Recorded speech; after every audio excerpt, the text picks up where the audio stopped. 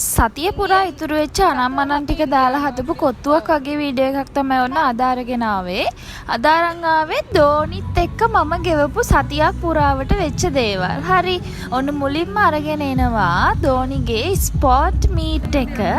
දෝනිගේ sport meet එක බලන්න ගිහිල්ලා වෙච්ච ෆනී දේවල් වගේම ඔයාලට පෙන්නුවොත් හොඳයි කියලා හිතන දේවල් වගේම දෝනිත් එක්ක පහුගිය සතිය මම ස්පෙන්ඩ් කරේ කොහොමද කියන දේවල් තමයි ඔන්න මේ වීඩියෝ එකේ තියෙන්නේ.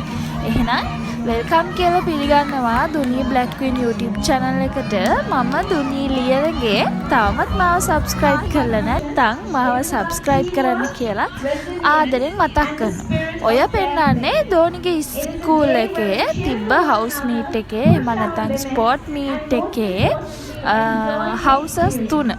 මේ තුන තමයි අපේ එක්කෙනාගේ කහ පාට හවුස් එක, yellow color house එක.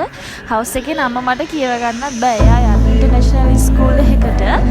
එයා ඉන්නවා ග්‍රිල් එකටත්. අපි දැන් ග්‍රිල් එක බලමුකෝ.